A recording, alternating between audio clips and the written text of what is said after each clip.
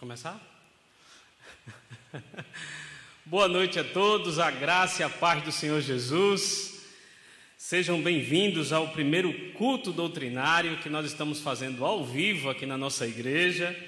E nós queremos dar boas-vindas não só aos nossos irmãos daqui da Igreja de Sucupira, membros e congregados, mas também a todos aqueles que estarão nos assistindo pelo canal devocional em casa e também posteriormente, por esse mesmo canal. Nós estamos aqui rindo um pouco, porque todo principiante tem suas videocassetadas, Então a gente começa aí pela primeira vez trazendo um estudo doutrinário. E pela primeira vez a gente vai estar implementando aqui no nosso culto um slide. A gente sempre fazia a projeção aqui do estudo na igreja e a gente vai agora experimentar fazer essa projeção dentro da própria filmagem ao vivo aqui do nosso culto, tá certo? Para isso nós vamos começar entoando o hino de número 13, que tem como título Contemplação, o hino do Inário Novo Cântico, hino de número 13.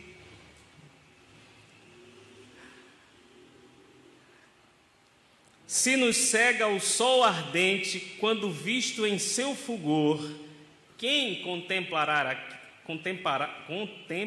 aquele que do sol é Criador? Eu vou começar aqui e os irmãos que estiverem com seus inários em casa podem também acompanhar conosco, ok?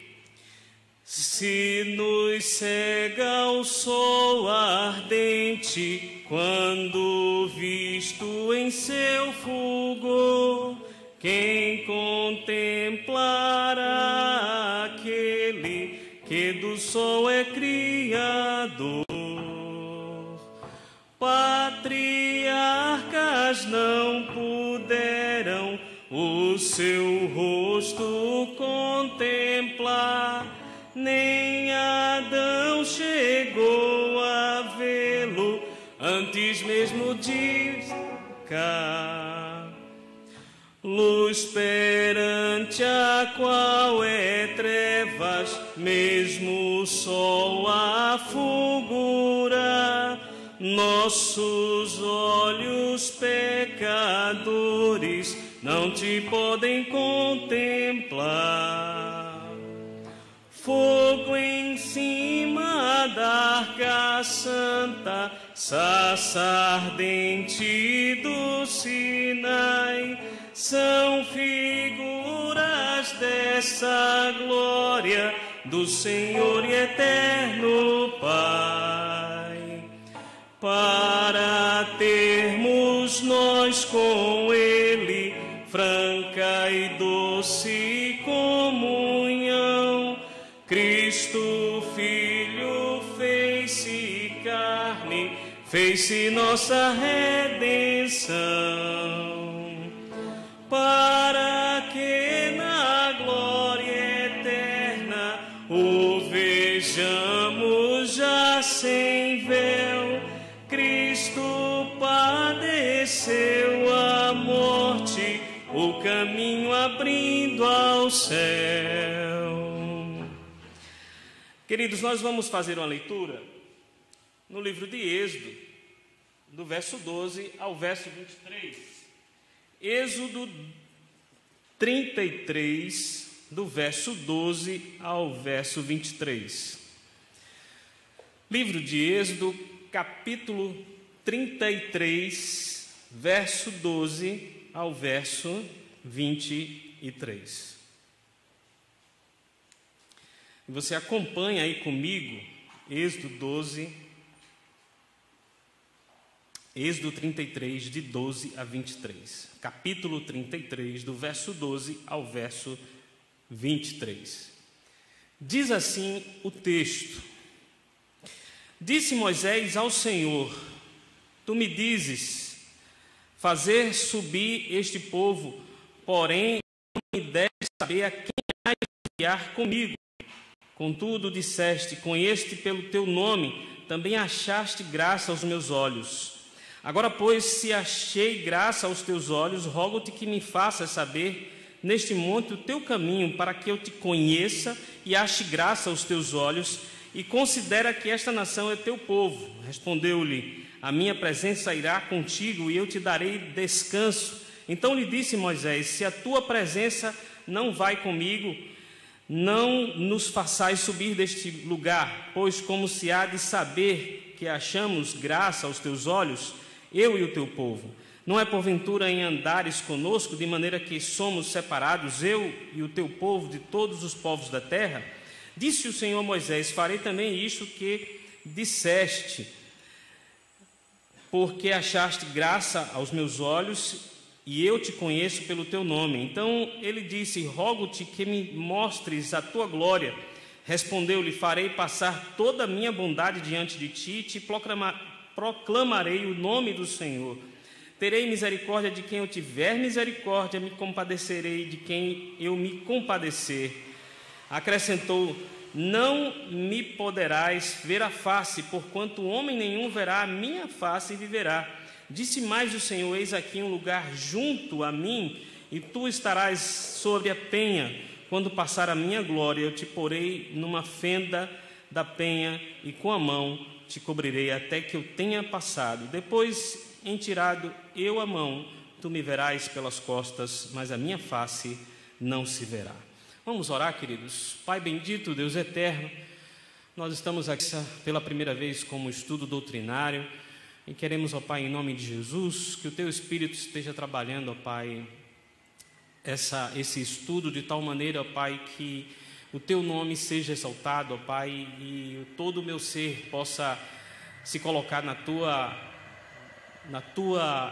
sob a Tua autoridade, sobre a Tua vontade, para que tudo que venhamos dizer aqui, ó Pai, falemos com prudência e para a exaltação do Teu nome, para que nós possamos, ó Deus, estar transmitindo não só o conhecimento que a Tua igreja necessita, mas também, ó Pai, estarmos, ó Pai, engrandecendo o Teu nome com o nosso trabalho, Pai. Em nome de Jesus, tem misericórdia de nós, porque nós sabemos, ó Pai, que Tu és o Deus soberano, Deus tremendo, não há outro além de Ti, e nós estamos, ó Pai, debaixo da Tua vontade, ó Deus. Usa-nos, ó Pai, assim te oramos no nome de Jesus.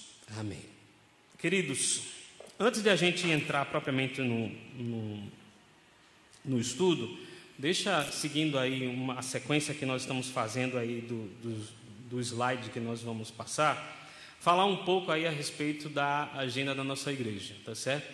Nós ainda estamos em isolamento social, apesar do governo do estado já ter liberado aí os templos religiosos, porém o conselho da igreja viu que a gente não tem estrutura para seguir as medidas que o governo ainda está exigindo, né? Então, por nós não termos a estrutura necessária para seguirmos as medidas que o governo está exigindo, então o conselho decidiu que nós nos manteríamos assim, isolados, e enquanto isso nós iremos transmitindo aqui o trabalho da igreja via internet, né? Então, hoje nós estamos realizando aí o primeiro culto doutrina.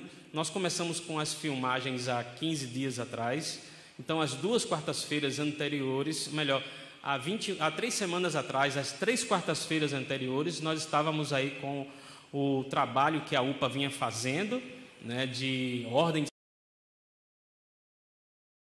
Nas 3 últimas quartas-feiras, nós implementamos aqui o canal do YouTube, né? Nós fomos ajustando, já temos aí, hoje é a 4ª quarta-feira que nós estamos transmitindo, só que dessa vez não mais como trabalho da UPA, Ordem e Salvação, mas sim agora, pela primeira vez, como estudo doutrinário. Então, nessa situação em que nós nos encontramos de pandemia e fazendo vídeos ao vivo, esse é o primeiro estudo doutrinário que nós iremos fazer, tá certo?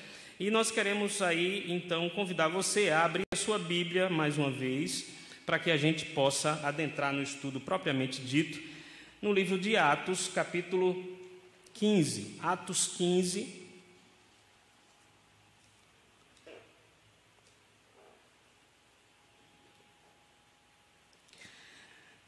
Nós vamos ler apenas 2 versículos, Atos 15, verso 30 e verso 31. Atos 15, 30 e 31 diz assim: Os que foram enviados desceram logo para Antioquia e, tendo reunido a comunidade, entregaram a epístola. Quando a leram, sobremaneira se alegraram pelo conforto recebido.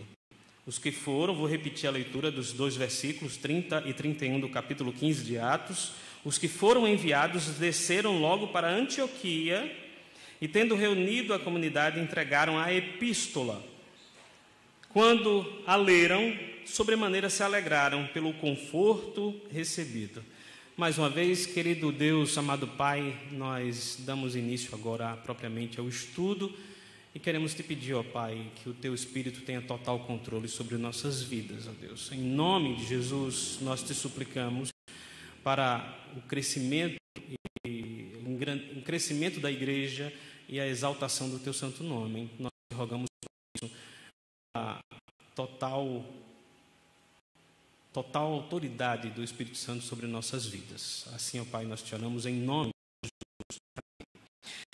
Jesus. Irmãos, nós colocamos aí agora o slide, e aí eu vou pedir para que bote já no terceiro, né? A gente possa já ir para o terceiro slide, isso, né? Esse aí é o terceiro slide que nós preparamos para o primeiro estudo, assim, ao vivo. E colocamos como tema do estudo de hoje aí, como vejo a minha igreja? Uma pergunta para você que está nos assistindo hoje, você que frequenta a sua igreja, você que participa da sua igreja, seja ela qual a denominação for, né? É uma pergunta que cabe para você. Como vejo a minha igreja? E propriamente para nós que somos aqui da Igreja Presbiteriana, eu também queria que os irmãos tivessem bem atenção a essa questão, sobre como você vê a sua igreja. Por que nós estamos falando isso? Nós vamos começar com uma introdução para a gente refletir um pouco. E aí eu quero pedir novamente para voltar para esse slide, né? Você vai ver aí a introdução reflexiva, porque nós começamos o isolamento social no dia 18 de março. Dia 18 de março foi a primeira quarta-feira do isolamento. Foi a primeira quarta-feira que nós paramos de fazer o nosso estudo doutrinário. Toda quarta-feira nós estamos aqui às 19h30. E aí naquele dia a gente não pôde vir porque já foi decretado o isolamento social. E aí a liderança da igreja ponderou e achou por bem evitar a reunião já no dia 18 de março. Então, quando chegou no dia 22 de março, que foi o domingo, ficamos naquela situação, né, de ansiedade, porque costumamos vir à igreja. Pela manhã nós estamos na igreja, à noite nós temos o culto. E o que fazer, então, nesse momento? A gente não tinha o que fazer. E aí, de última hora, deu na cabeça da gente fazer uma gincana pelo WhatsApp. E aí a gente utilizou o grupo da igreja, alguns irmãos participaram, tá certo? E nós fizemos 20 perguntas. Não sei quantos estão lembrados disso. A premiação já foi estabelecida, né? Teve um ganhador na igreja de Sucupira e um ganhador na congregação de Matriz da Luz, tá certo? A gente está só esperando a oportunidade para pregar o prêmio e levar nas mãos de cada um dos ganhadores. Fizemos 20 perguntas e a 19ª pergunta é essa que você está vendo agora aí no nosso slide, tá certo? Pergunta de número 19. Qual o tipo de governo da IPB, Igreja Presbiteriana do Brasil? Qual o tipo de governo da IPB? E aí nós colocamos 3 alternativas, letra A, B e C. Letra A episcopal, letra B conciliar e letra C congregacional.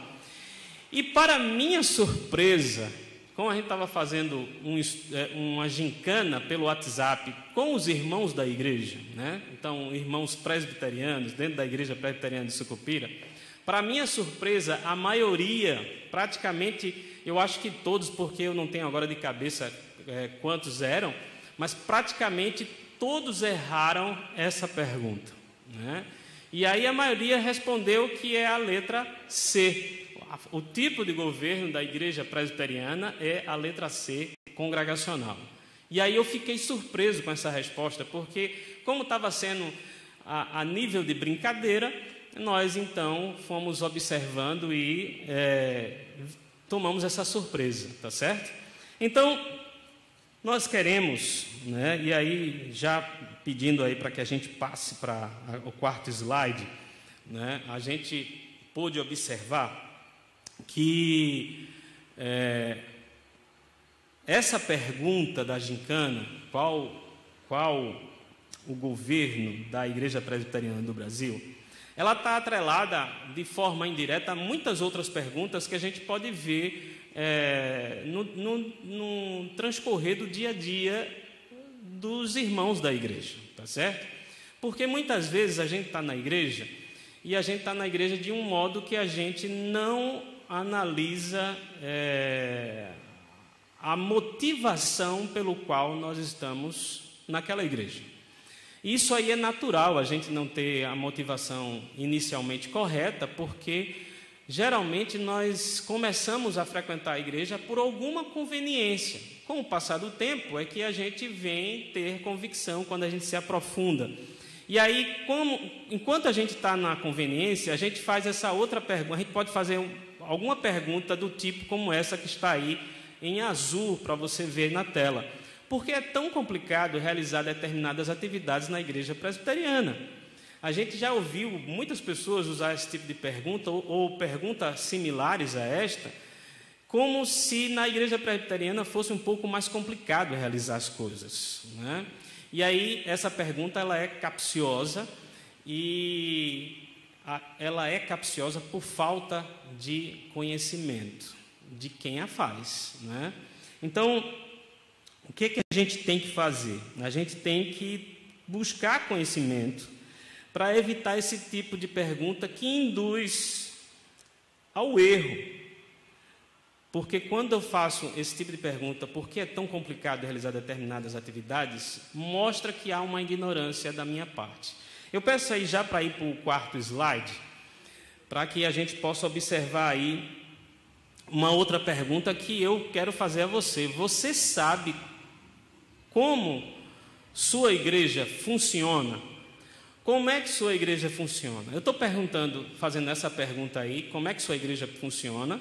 Tomando como base a experiência que nós vivemos no dia 22 de março, né, quando os irmãos que estavam participando no grupo de WhatsApp da igreja, surpreendentemente responderam a letra C, congregacional.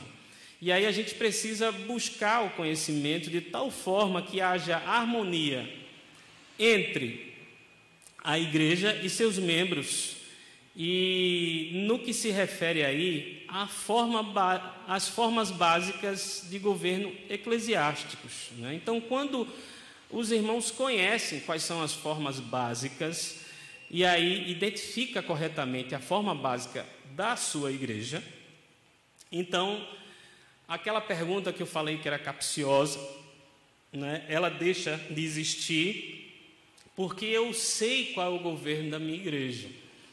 E aí nós queremos chamar a sua atenção também, porque daqui a um pouco mais de um mês, exatamente daqui a 1 mês e 4 dias, a Igreja Presbiteriana do Brasil vai estar completando mais um ano de organização. A gente vai estar completando 161 anos de organização no Brasil, né? Daqui a daqui a 1 mês e 4 dias, dia 12 de agosto, nós estaremos completando 161 anos de organização no Brasil. E é preciso que, de tempo em tempo, a gente recicle esse tipo de assunto para que a igreja esteja ciente de onde está. Eu gosto muito de fazer um paralelo em relação a isso, usando a ideia de futebol, né? Quando a gente chama a atenção para a questão de futebol ou qualquer outro tipo de esporte, a gente, às vezes, para motivar o time ou para motivar a torcida, a gente diz que tem que vestir a camisa do time, tem que vestir a camisa do time, né? Não é muito diferente o que a gente precisa fazer. A gente precisa, usando essa ilustração do futebol, vestir a camisa da igreja. Eu não posso de maneira nenhuma, já puxando aqui para o Nordeste, para o Recife, né? E já que a gente falou de futebol, eu não posso de maneira nenhuma estar no meio da torcida do esporte com a camisa do Santa Cruz, nem posso estar no meio da torcida do Santa Cruz com a camisa do Náutico, né? Vai ter problema.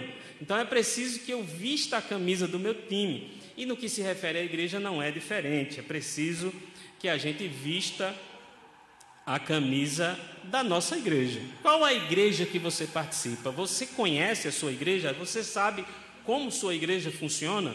Então eu queria apresentar a você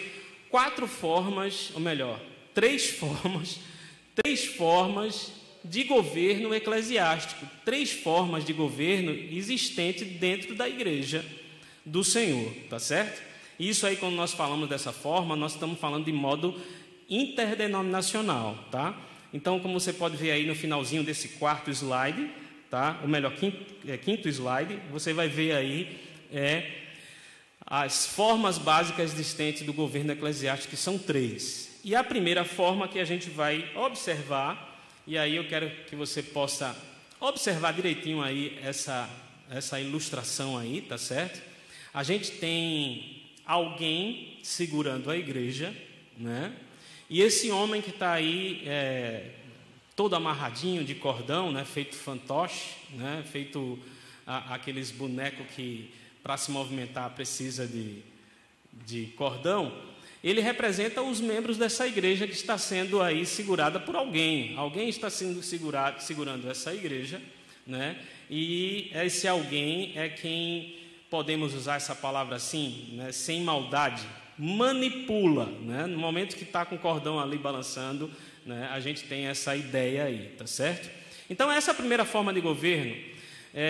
Eu queria que você parasse para observar atentamente, tá certo? Se chama episcopal.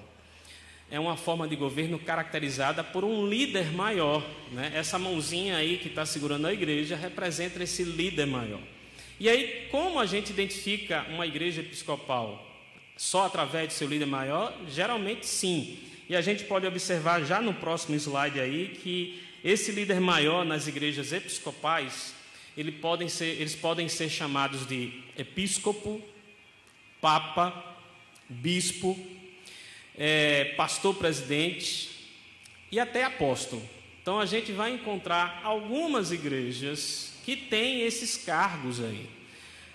Igreja que tem episcopo, que tem papa, que tem bispo, que tem pastor presidente, que tem apóstolo, tá? Então nós podemos observar que a pessoa, ou melhor, podemos observar que a igreja, tá certo? A igreja que tiver esses cargos, pode observar direitinho. Raros são as exceções em que não sejam a igreja episcopal, né? Onde no caso esse refere-se a esses líderes aí, né? São líderes maiores, episcopo, papa, bispo, pastor presidente e até apóstolo. Eles são o que governa a todos. Então, quais são as igrejas episcopais que a gente pode citar aqui, né? Sem de maneira nenhuma querer desmerecer nenhuma delas, mas só como um exemplo para a gente poder identificar de forma prática. Aí, o próximo slide, a gente vai ver uma relação de igrejas que tem que governa a todos. Por exemplo, a igreja episcopal, a Igreja Universal, a Igreja Católica, a Igreja Assembleia de Deus e a maioria das igrejas pentecostais e neopentecostais. São igrejas que são, volta lá, adiantou, são a maioria das igrejas que são de governo episcopal. Um cabeça, alguém que está acima de todo mundo, sai governando outros. Não significa que não tenha outros pastores ou outros líderes nessas igrejas, mas esses outros líderes, todos eles estão subordinados a um pastor superior, um pastor maior, alguém que é o líder principal dessa igreja. E aí, nós estamos fazendo uma análise com base num professor de filosofia, tá certo? O nome dele é Fábio Correia, ele tem um nome parecido com o meu, é um xará, tá? Ele tem um site e depois a gente mostra no finalzinho aí como ele faz essa classificação bastante interessante com essas ilustrações, né? Então, essas igrejas, ao olhar do presbítero Fábio Correia, ele chama essas igrejas de episcopal, de igrejas de governo episcopal, E ele diz que a vantagem dessas igrejas é justamente a agilidade dentro da igreja, dá mais agilidade da igreja, porque quando um só manda, ele dita a ordem que é para ser executada e acabou-se, ninguém discute a ordem dele, é para ser feita do jeito que ele diz que é para fazer. Essa é a vantagem. Então as coisas tendem a acontecer muito mais rápido dentro da igreja. Qual a desvantagem? A desvantagem que a gente pode observar é a concentração de poder. O que ele determina não pode ser discutido, porque ele é a última palavra, ele é a autoridade máxima da igreja, então tem que respeitar o que ele decidiu e acabou-se, não tem muito o que conversar, né? Base bíblica para isso, a gente pode encontrar o livro de Êxodo, né? Uma base para a igreja episcopal, e aí tem lá no capítulo 18 uma situação do verso 13 ao verso 27, nós não vamos ler isso tudo, mas queremos chamar a situação de que Moisés era a autoridade diante do povo naquele momento em que o povo estava atravessando lá, né, o deserto. E aí tinha momentos da caminhada que Moisés parava e tinha que atender a demanda. Alguém brigou com outra pessoa, ou algum outro cidadão foi lá e roubou outro, né, e se apossou das coisas do outro, e alguém foi lá e deitou com a mulher do outro. Então ele tinha que resolver a demanda, e quando começava a resolver, ele começava bem cedo, de manhã, e ia até o pôr do sol, como diz o verso 14 de Êxodo 18. Então está lá Moisés, desde manhã cedo, atendendo um por um na fila, até que chegava o pôr do sol, ele já estava acabado, cansado, e depois ficava o resto para outro dia, outro momento, né? E aí o sogro de Moisés, Jetro, ele para e observa a situação e chama a atenção de Moisés para que Moisés não desfaleça, né, diante daquela situação. Aí ele orienta Moisés, a Moisés assim: ouve, pois, as minhas palavras, verso 19, eu te aconselharei e Deus seja contigo, representa o povo perante Deus, leva as suas causas a Deus, ensina-lhes os estatutos, as leis, faz-lhes saber o caminho em que deve andar e a obra que deve fazer. Procura dentre o povo homens capazes, tementes a Deus, homens de verdade, que aborreçam a avareza. Põe-no sobre ele por chefe de 1000, chefe de 100, chefe de 50, chefe de 10, para que julguem as causas do povo em todo o tempo. E quando a causa for grande demais, eles vêm e fazem um relatório. Quando eles não puderem resolver, aí na sequência do texto a gente vê isso, quando eles não puderem resolver, então eles irão se reportar a ti. O que é que Jetro fez aí? Jetro fez justamente uma orientação a Moisés: para tu não ter que atender um a um, né? Faz grupos de 10, grupos de 100, grupos de 1000, né? Para cada grupo desse tem um líder que responde ao outro líder superior, e esse outro líder superior responde ao outro líder, até chegar no cabeça, no líder maior, que no caso era Moisés. Então a gente pode ver aí que para a igreja episcopal a gente pode ter essa referência bíblica aí, tá certo? Como eu disse a vocês, esse estudo que nós estamos apresentando aqui, ele está baseado no blog do presbítero Fábio Correia. O presbítero Fábio Correia é um presbítero da Igreja Presbiteriana do Jordão. Nós fomos contemporâneos no Seminário Presbiteriano do Norte e nós temos um grande carinho pelo presbítero Fábio Correia. Não só porque o nome é parecido, tá certo? Mas porque realmente é uma pessoa muito estudiosa, muito dedicada no trabalho do Senhor. Então, esse aí é a primeira forma de governo que a gente pode ver.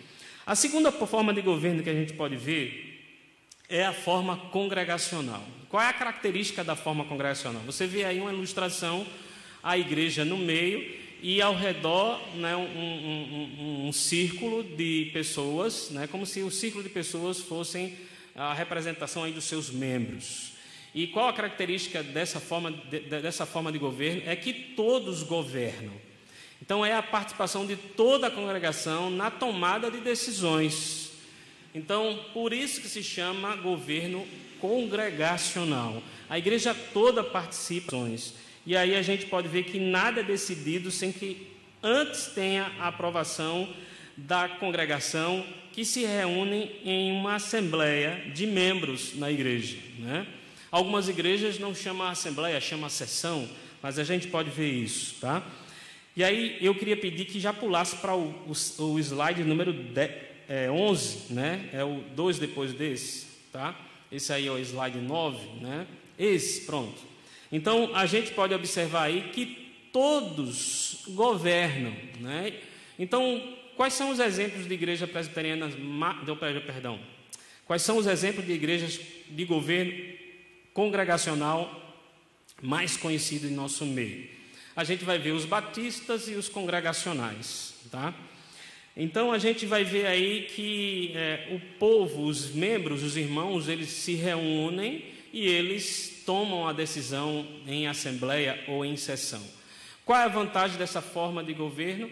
Menor grau de insatisfação, porque o povo gosta disso, né? Participar das decisões. Está todo mundo junto, tomando decisão e decidindo o que fazer, como fazer, né? Qual a desvantagem? A desvantagem é que a gente pode encontrar no meio de um grupo de irmãos imaturidade na maioria e, consequentemente, por falta de maturidade, uma morosidade na tomada de decisões. Qual a base bíblica para essa forma de governo? Vocês vão ver aí que nesse slide tem uma interrogaçãozinha, né? Porque, de fato, a gente pôde pesquisar algumas vezes algum texto na Bíblia que mostrasse alguma situação de um grupo de irmãos que representasse uma congregação tomando decisão a respeito de alguma coisa que precisasse fazer, não é? E aí o que acontece? A gente não encontra. A gente falou agora de Êxodo lá, Êxodo 18, mostrando um exemplo que pode ser caracterizado como um exemplo episcopal, que é o de Moisés, líder maior do povo de Israel, resolvendo os problemas do povo, né? E aí constituindo líderes abaixo dele, líderes de grupo. No que se refere ao governo congregacional, a gente não encontra um texto precisamente, né? Mas a gente, por exemplo, pode observar uma defesa em que diz que a igreja local deve ser autônoma, livre de qualquer autoridade ou controle externo, com o direito de autogoverno e livre da interferência de qualquer hierarquia de indivíduos ou organizações. Veja que interessante essa afirmação que nós encontramos numa pesquisa que nós fizemos, né? A igreja deve ser autônoma, livre de qualquer autoridade ou controle externo, com o direito de autogoverno, livre da interferência de qualquer hierarquia de indivíduos ou organizações. Quem escreveu isso aqui foi de um blog que a gente pegou. Quem escreveu isso aqui botou, entre aspas, Tito 1,5. E aí a gente vai conferir Tito 1,5 para ver se casa essa afirmação com o texto. E aí Tito 1,5 diz assim: por esta causa te deixei em Creta, para que puseste em ordem as coisas restantes, bem como em cada cidade constituísse presbíteros conforme te prescrevi. E aí a gente fica até um pouco confuso de entender essa afirmação quando diz que livre da interferência de qualquer hierarquia de indivíduos ou organizações, e aqui Paulo orientando a Tito a constituir presbíteros. Então, a gente fica ainda nessa dificuldade de encontrar um texto, né, para que a gente possa embasar isso, tá certo? E até sem querer ser dono da verdade, né, você que está assistindo conosco, tá? A gente está aqui não só para compartilhar o ensino da palavra de Deus, mas também para aprender. Então, você pode contribuir colocando aí bases bíblicas que fundamentem essa forma de governo, que é a forma de governo congregacional, onde todos governam a partir de uma assembleia ou de uma sessão, como em algumas igrejas a gente pode ver. A terceira forma de governo que a gente vai encontrar já é a forma presbiterial ou representativa. E aí a gente tem essa outra ilustração aí, né? Essa outra ilustração a gente vê aí a igreja, tá certo? E vê um grupo limitado de pessoas que estão deliberando sobre algum assunto. E aí tá as interrogações que fazem parte dessa deliberação, desse discurso, desse debate, né? E aí, o que é que isso quer dizer? É que alguns são eleitos para governar todos. E a gente pode encontrar como um exemplo de igreja que tem a forma representativa de governo ou presbiterial, a igreja presbiteriana ou algumas igrejas de linha reformada, né? Temos igrejas aí, a maioria delas são essas. Pode existir mais, porque, veja só o que eu vou falar, eu não tenho a lista completa de quantas denominações existem dentro do Brasil, né?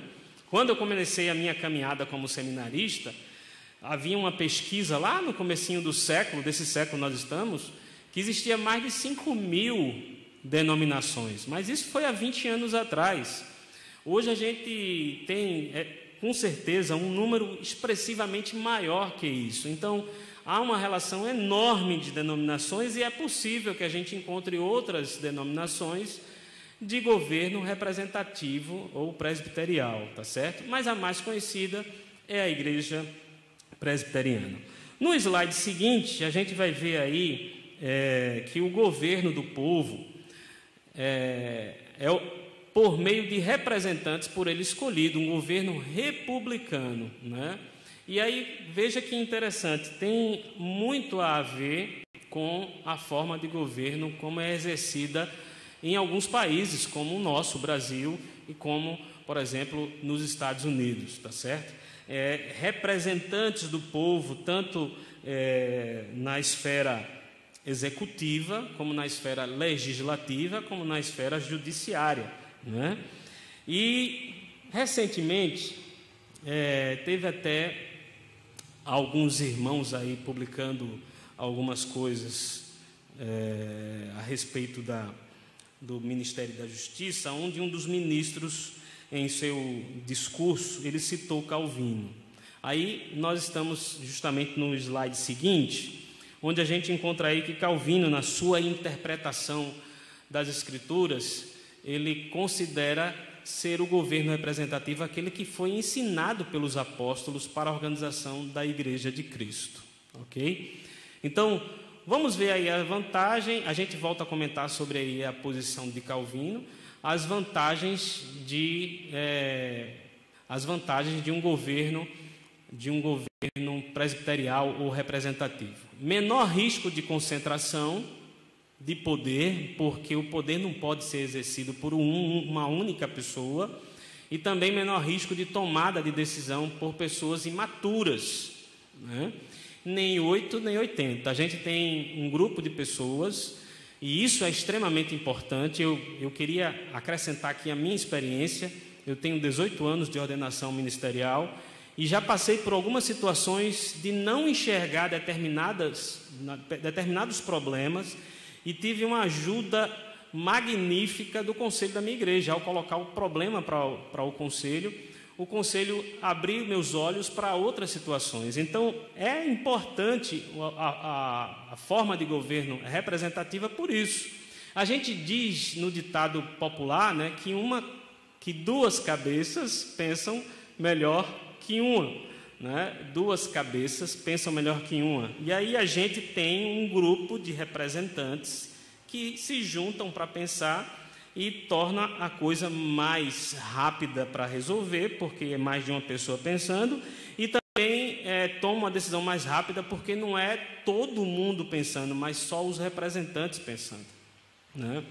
Então, essa é a vantagem. Qual a desvantagem? A desvantagem é a abertura crítica às decisões daquele concílio, daquele grupo de representantes. No caso da igreja local, do conselho, na igreja presbiteriana, o concílio local se chama conselho. Então, existe a desvantagem, a abertura crítica às decisões do conselho, e também a morosidade nos processos, né? A respeito da abertura crítica, é interessante que, de fato, a gente, na prática, se deixa ser criticado, até mesmo como parte do desenvolvimento pessoal e da igreja. É necessário a gente ouvir críticas, é necessário alguém dizer que você, por exemplo, quem vai pregar, vai desenvolver o talento da pregação ou da oratória, tem que parar para observar alguns vícios, né?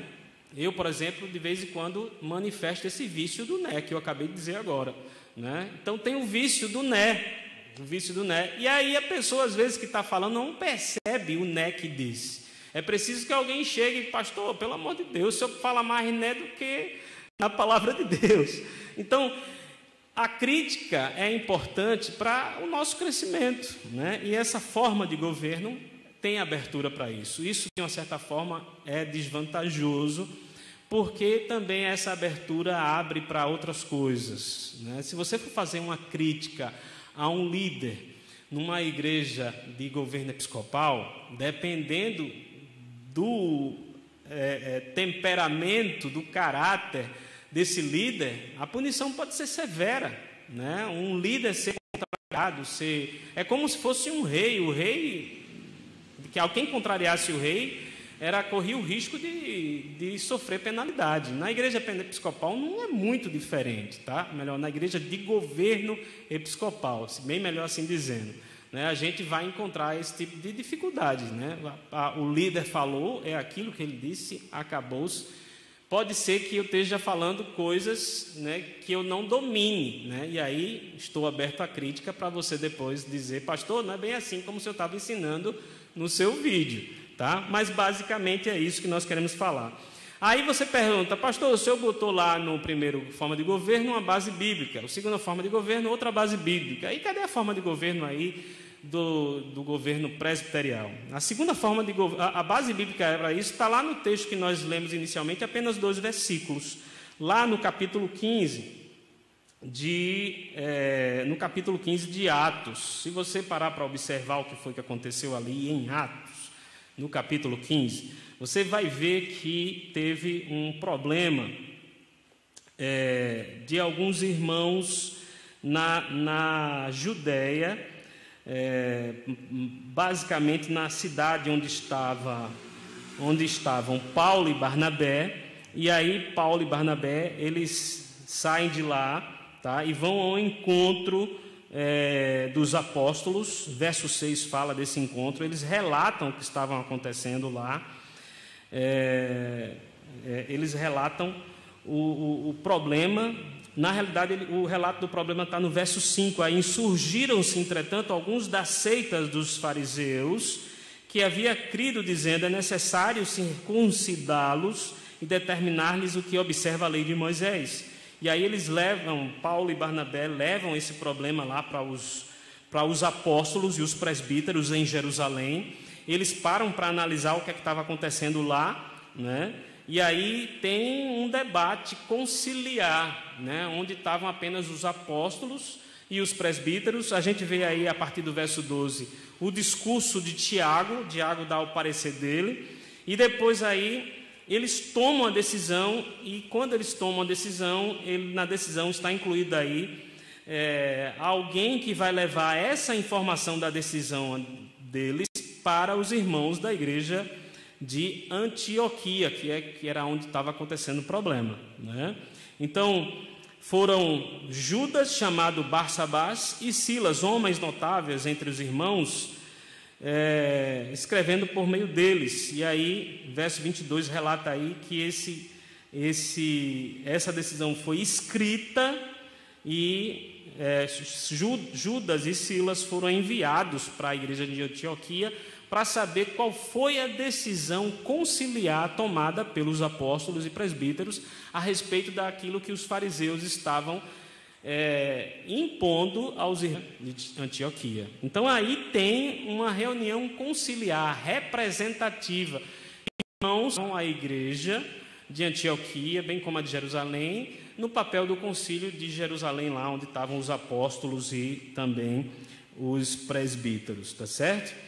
Então, queridos, nós com isso aí, queremos, para a gente encerrar, eu queria mostrar rapidinho aí o próximo slide. Esse slide aí é a forma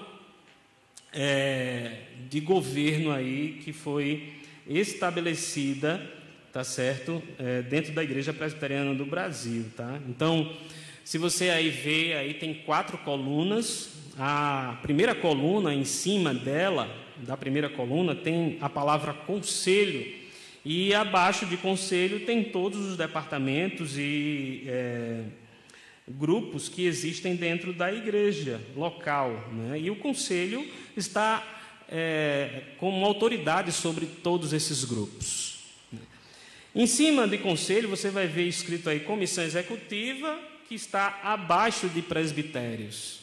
E a comissão executiva, ela só age de acordo com a decisão do presbitério, porém, aquilo que o presbitério determinou, ela durante o ano executa aí, e aí tem não só a execução para as igrejas, como também para as secretarias. E assim, sucessivamente, você vai vendo até chegar no Supremo Concílio, um governo aí paralelo a nível de instâncias, né? Então, essa aí é mais ou menos aí o cronograma, ou o organograma, melhor dizendo, do governo da Igreja Presbiteriana do Brasil, que é uma igreja de governo representativo e conciliar. Para a gente encerrar, aí nós vamos já para a conclusão, né? Você vai ver aí, ó, que nós colocamos aí para você o primeiro artigo, o parágrafo único do primeiro artigo da Constituição Federal de 1988 do nosso país. Todo poder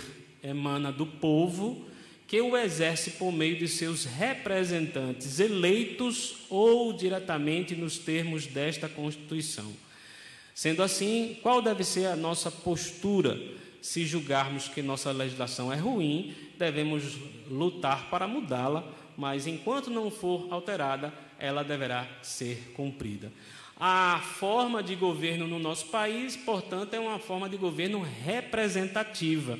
A gente elege prefeitos e vereadores municipalmente, a gente elege governador e deputado estadual, a nível de estado, e a nível nacional a gente elege presidentes, senadores e deputados federais, né? Todos esses aí, tanto no poder legislativo como no poder executivo, eles representam o povo, né? Eles representam que atitude deve tomar em determinado problema, em determinada decisão. Na Igreja Presbiteriana também é bem parecido, né? A gente só não tem os nomes que tem aí dentro do governo civil, né? Nós temos pastores, presbíteros, temos presidente de conselho, presidente de presbitério, presidente de sínodo, presidente do Supremo Concílio, e tem os seus representantes legais eleitos por cada instância inferior, tá certo? Queridos, para a gente encerrar mesmo, aí tem a meditaçãozinha do capítulo 13 de Romanos, do verso 1 ao verso 7. E aí a gente só colocou o 1 e o 7 aí, ó. Todo homem esteja sujeito às autoridades superiores, porque não há autoridade que não proceda de Deus. Veja bem o que a palavra de Deus diz no versículo 1 de Romanos 13. Não há autoridade que não proceda de Deus. E as autoridades que existem foram por ele instituídas. Então, por mais cruel, ou por mais ignorante, ou por mais imprudente que uma autoridade possa ser, ela é uma autoridade instituída por Deus, através daquilo que nós citamos lá, no voto, no poder que emana do povo, no capítulo 1 da Constituição Federal, tá certo? Então, se você tem algum líder que não está de acordo com aquilo que deveria ser, meu querido, ele é uma autoridade instituída por Deus, ore por ele, em nome de Jesus, ore, seja prefeito, vereador, governador, deputado estadual, federal, senador, presidente. Se tem algum desses líderes que foram eleitos para representar o povo e não está procedendo de maneira correta, ore em nome de Jesus, porque toda autoridade foi constituída por Deus. Verso 7, para a gente finalizar aí, você vai ver: pagai a todos o que lhes é devido, a quem tributo, tributo, a quem imposto, imposto, a quem respeito, respeito, a quem honra, honra. Isso aí é o verso 7 do capítulo 13 de Romanos, ok? Isso, portanto, é palavra de Deus, não é palavra do pastor Fábio. Eu estou apenas passando aqui para você qual é a nossa obrigação como servos do Senhor e também como membros da nossa igreja. Precisamos respeitar as autoridades e até na hora de fazer as nossas críticas, fazer com respeito, fazer com atitude moral correta, para que não haja de maneira nenhuma quebra da autoridade ou quebra do cumprimento divino, tá certo? Da ordem divina. Queridos, nós assim encerramos, né? Então nós queríamos com isso, faltando um mês, esses aí são os avisos que nós colocávamos aí nos slides da nossa igreja, só que nós estamos com a igreja fechada, tá certo? Então, esses horários aí a gente deve manter depois, no outro momento, quando nós voltarmos desse isolamento social, tá? Então, que você possa refletir, você vai ver esse vídeo aí gravado no nosso canal, você pode depois assistir de novo, e aí isso é bom para que você possa rever, né? Se alguém perguntar: você faz parte de que igreja? Eu faço parte da Igreja Presbiteriana do Brasil. Como é que é lá? Como é que funciona a Igreja Presbiteriana do Brasil? Né? E aí você vai poder falar um pouco do governo da igreja, sabe? Dizer para quem lhe pergunta, né? Eu gosto de citar o texto de 1 Pedro 15, ou melhor, 1 Pedro 3, desculpa aí o pulo para 15. 1 Pedro 3,15, eu gosto muito de citar esse versículo, né? E você fica com esse versículo aí para encerrar. Antes, santificai a Cristo como o Senhor em vosso coração, estando sempre preparados para responder a todo aquele que vos pedir razão da esperança que há em vós.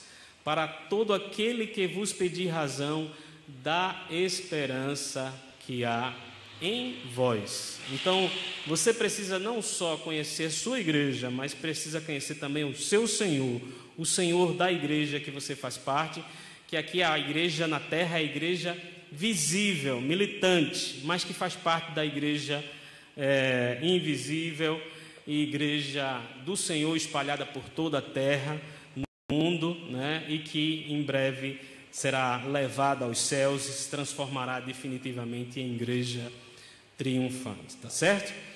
Para a gente encerrar, nós vamos cantar um hino de número 299 do Inário Novo Cântico.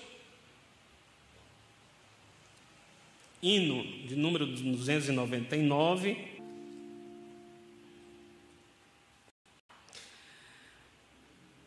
Fortalece a tua igreja. Esse é um título mais antigo, não é?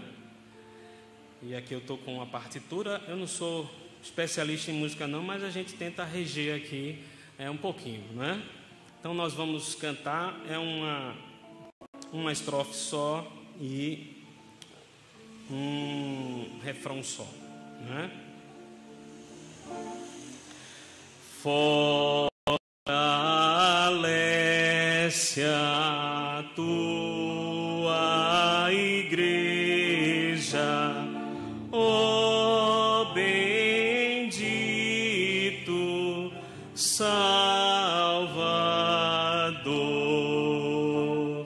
dá-lhe tua plena graça, ó renova seu vigor, vivifica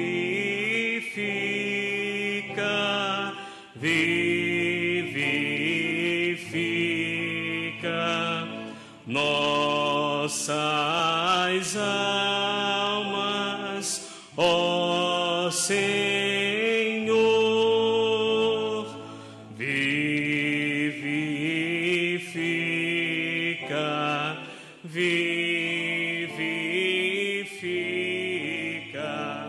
nossa ó Senhor.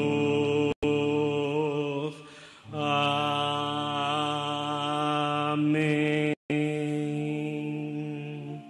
Queridos, nós vamos orar encerrando, em seguida impetraremos a bênção apostólica.